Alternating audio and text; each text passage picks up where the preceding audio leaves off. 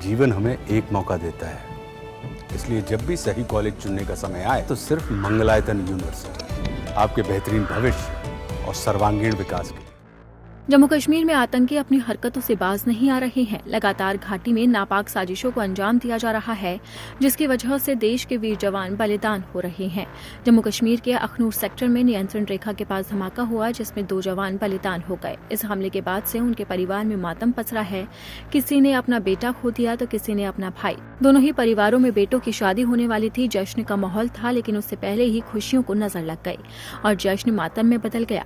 दरअसल नियंत्रण रेखा के पास एक जबरदस्त विस्फोट में एक कैप्टन समेत 2 सैन्यकर्मी बलिदान हो गए। दोनों शहीद सैनिकों की शादी 18 अप्रैल को होनी थी। कैप्टन कमरजीत सिंह बख्शी झारखंड के रहने वाले थे और उनकी शादी 18 अप्रैल को सेना के एक डॉक्टर से होने वाली थी। नायक मुकेश सिंह जम्मू कश्मीर के सांबा जिले के रहने वाले थे और उनकी सगाई एक लड़की से हुई थी। 18 अप्रैल को शादी तय थी, लेकिन इस शादी से पहले ही उन्होंने अपनी जान देश के नाम कुर्बान कर दी और शहीद हो गए।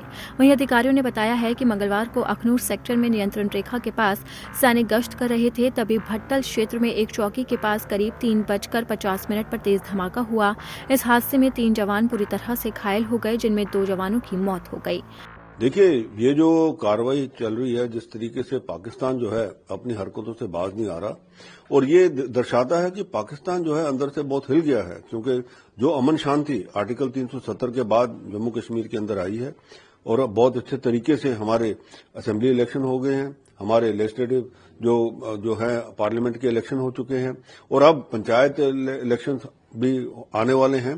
तो ये सारा कुछ जो है पाकिस्तान को नागवार है, क्योंकि पाकिस्तान के अंदर अपना जो हालत है वो बहुत खराब है।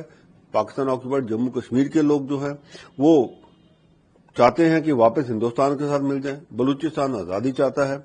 तो ये सारा कुछ जो देखते हुए पाकिस्तान का जो ISI है उसने अपना जो कार्रवाई है कि टेररिज्म फैलाने का, उसको बंद नहीं किया। वहीं शुरुआती जानकारी से पता चला है कि विस्फोट एक इम्प्रोवाइज्ड एक्सप्लोसिव डिवाइस के विस्फोट की वजह से हुआ था।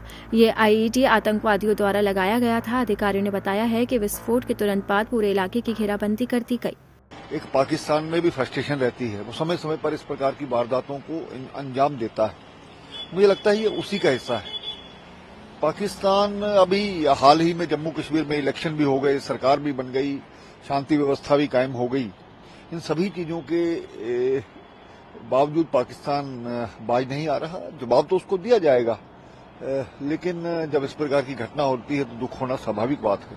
फिलहाल सेना ने पूरे इलाके को घेर दिया है और चप्पे चप्पे पर सर्च ऑपरेशन चलाया जा रहा है। अब देखना होगा कि कब तक आतंकवादी नेस्तनाबूद होते हैं।